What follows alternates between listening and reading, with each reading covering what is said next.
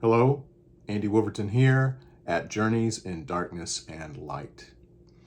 If you're of a certain age, you probably remember seeing ads for movies you were too young to see. It happened to me all the time. My brother is 12 years older than I am and was always going to see movies I couldn't see. Today, I wanted to imagine what my 9-year-old self might have experienced had I been able to see a Western called Doc from 1971, directed by Frank Perry. This video will contain spoilers. My local movie theater's poster for Doc promised something familiar yet challenging. To anyone viewing this one sheet in 1971, the color contrast was eye-catching. In bold yellow text against a black background, the upper third of the poster proclaims, "For the past 90 years, these three people have been heroes, until now."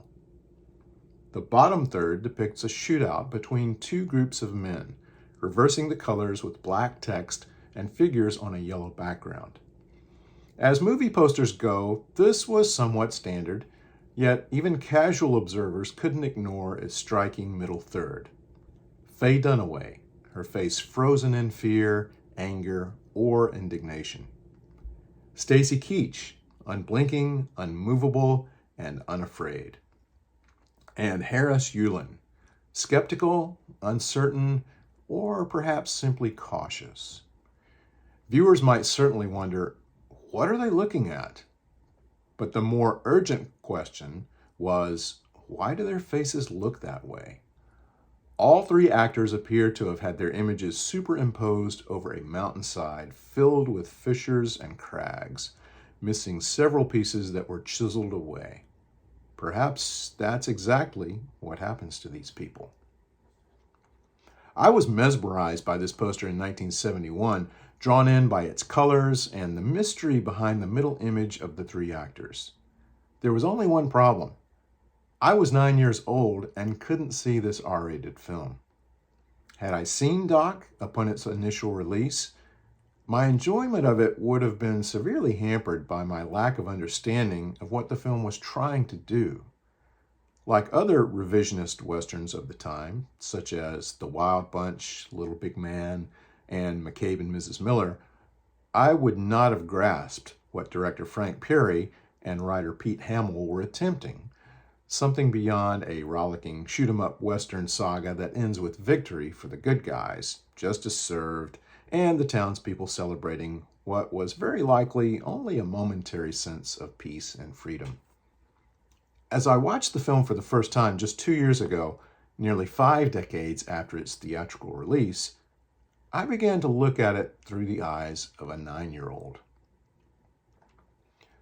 What I would have understood was that Doc was one of many retellings of the infamous gunfight at the OK Corral, a story I'd seen depicted in films such as Gunfight at the OK Corral, Hour of the Gun, and even the Star Trek episode Spectre of the Gun. I would not have understood that the Western genre was changing, that its cinematic traditions of good triumphing over evil, the punishment of criminals, and a seemingly immovable sense of morality were all riding off into the sunset. It would have been difficult for someone to explain those things to a 9-year-old from a middle-class family, a boy whose only worry was whether he would get his hands on the newest issue of The Amazing Spider-Man before his friends did. My world contained few problems, and I had not yet begun to seriously question my parents or any other figures of authority. I didn't know the world was changing, but Frank Perry and Pete Hamill knew it. Had I been able to slip into a theater to see Doc, I would have instantly felt something was amiss during the film's opening scene. Doc Holliday, played by Stacy Keach, enters a bar that resembles a shack whose nails are in danger of coming loose at any moment.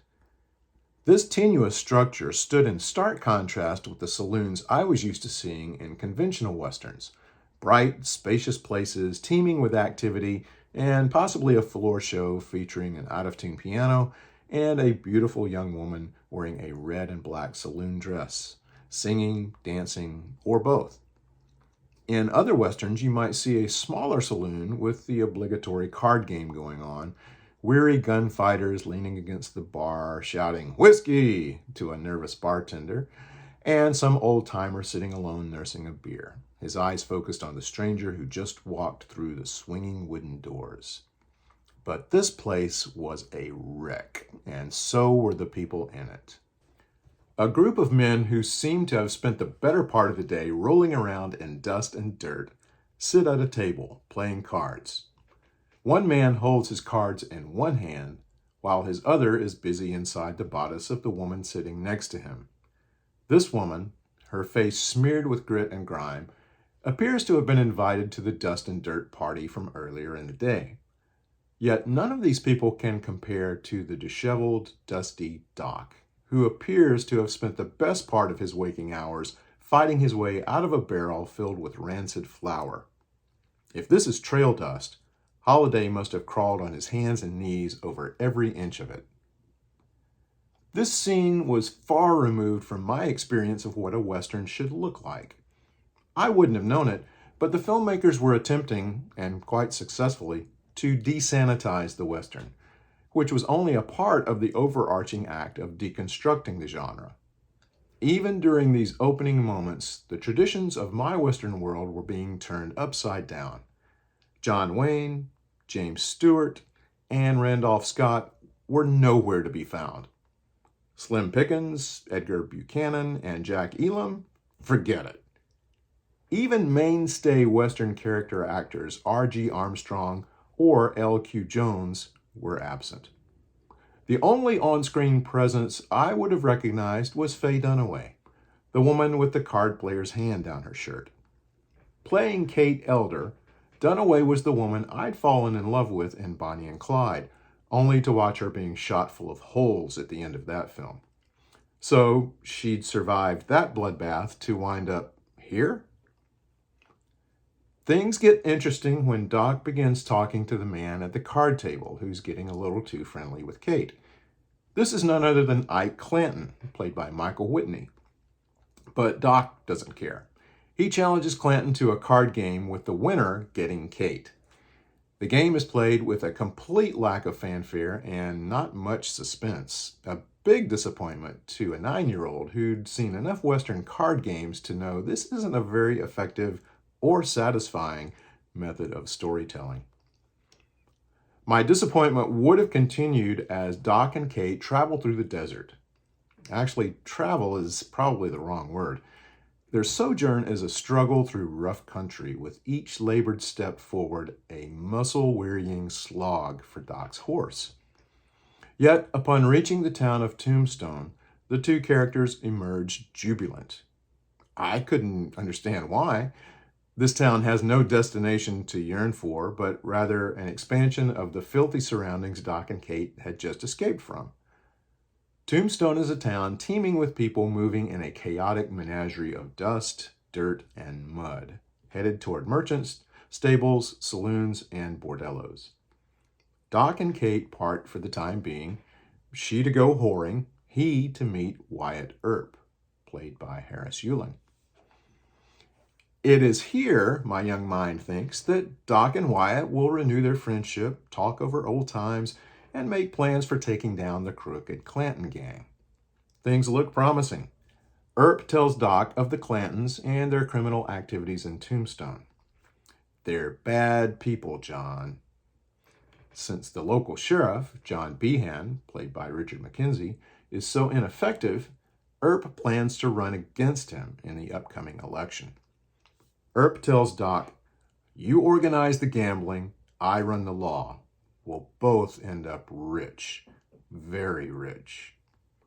Doc mulls over the proposal and says, "We sound like bad people, Wyatt." Earp waits a beat and responds, "We are, John." I could not have known that the Pete Hamill script reflected the Nixon White House just prior to his 1972 re-election and the Watergate scandal, painting Earp as a man hungering for power and control, justifying his actions by an urgent need to tame the West. When Doc opens, Earp hasn't yet gained such control, but his fingers can lightly touch it. Hamill's script draws parallels to Nixon's promises of a better America as our cities burned, college campuses fell into chaos, and inflation ran rampant. As to foreign policy, need we look any further than Vietnam? Tombstone may not look much like Saigon, but Earp's cold-blooded platitudes and humorless dedication to avarice must have felt eerily familiar to audiences who could read between the lines in 1971. Earp's attempt to lure Doc into his schemes with promises of money and power don't exactly fall on deaf ears. Holliday could see himself enjoying both money and power, yet neither hold much attraction for a man whose time is limited. If Earp's primary focus is empire building, Doc's is staying alive. Like all stories of Doc Holliday, the film does not hide the fact that the good doctor is dying from tuberculosis. Even a 9-year-old knows this. But a 9-year-old may not have grasped the fact that Doc and Kate's rough and ragged journey prepares the audience to abandon thoughts of anything sugar-coated or sentimental. Neither Doc's relationship with Kate nor his friendship with Earp venture into sentimentality, at least not for very long. Reminders of approaching death follow Doc everywhere in the form of coughing fits, sometimes bringing up his own lifeblood, which could be hacked up by tuberculosis or spilled out through the bullets of the Clantons.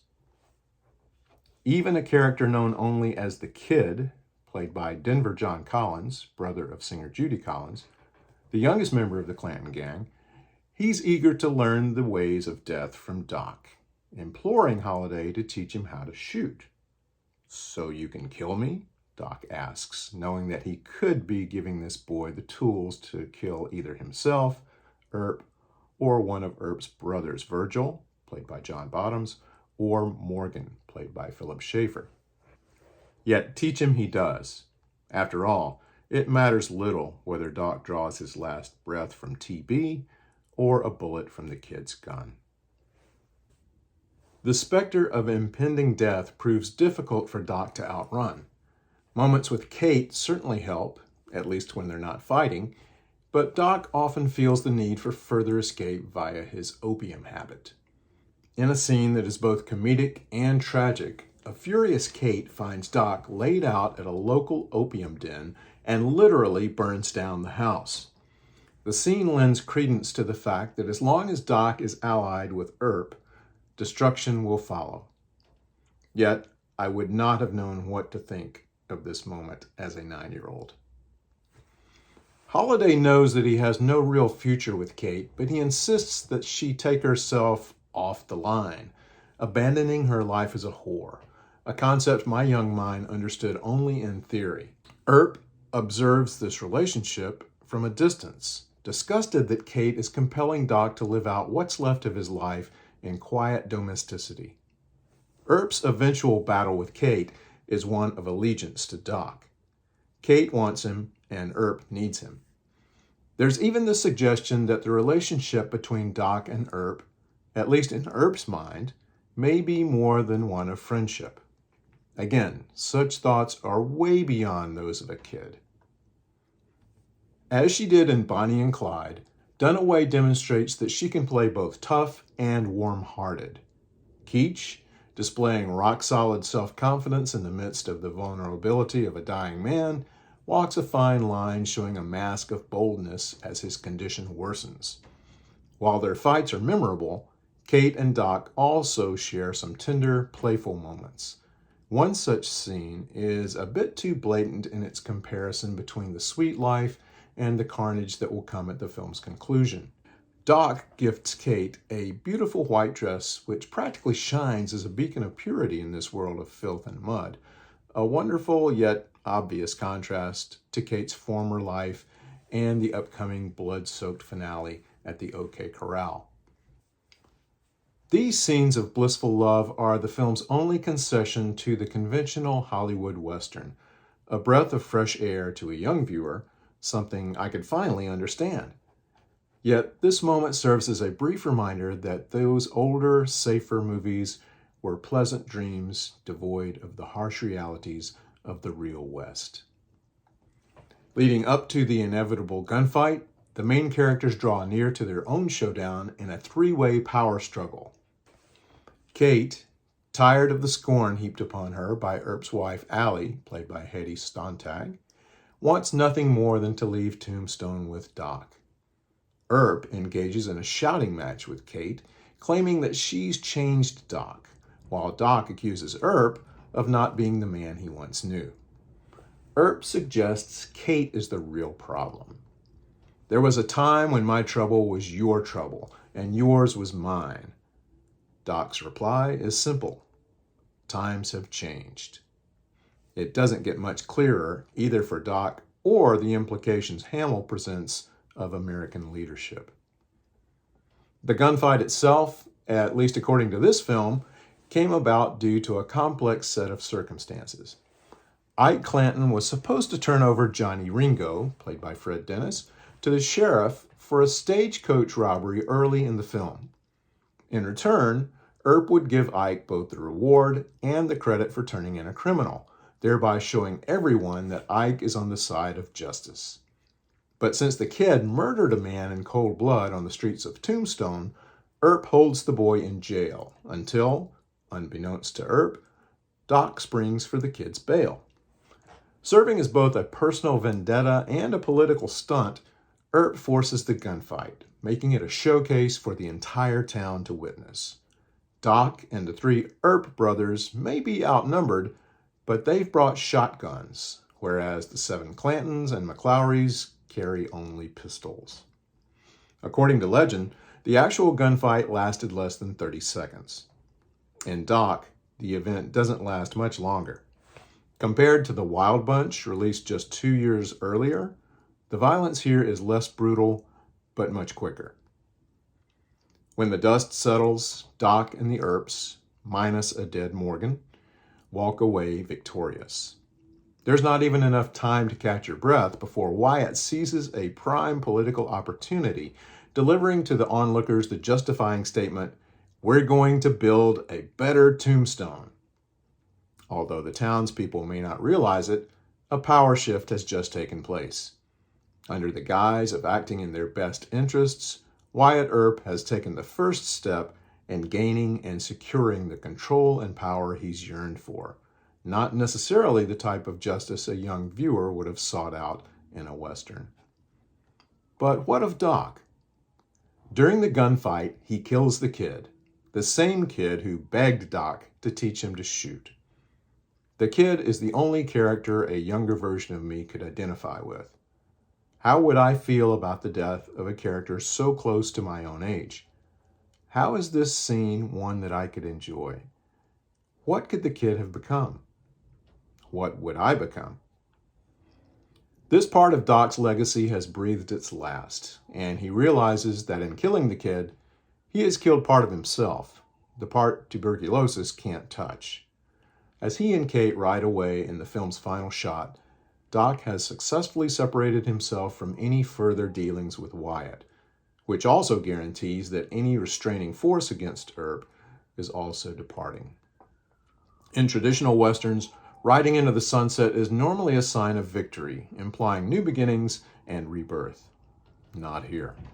The people of Tombstone can look forward to corruption, deception, and suppression of any thoughts and opinions contrary to those of the New Order. To rephrase The Who's Won't Get Fooled Again, released just months before this film, meet the new boss, worse than the old boss. There's very little of Doc that would have registered with me as a 9-year-old viewer. Had I been able to gain access to a theater showing it, I would have come to see a Western and instead walked away with hard lessons in human nature, corrupt politics, and both small and large-scale deception. Lessons I was unprepared to handle. How many such films did I see that I could not truly digest? Probably several. While I would not have understood the significance of the film as a third grader, I can see it as an adult, recognizing that some things really haven't changed. People in positions of power still lord it over everyone else, get away with all manner of crimes, and callously fail to help those in need. Doc had something to say in 1971, and unfortunately, it still does. Doc is available on Blu-ray in the US from Kino Lorber and in the UK from Signal One. Thanks for watching.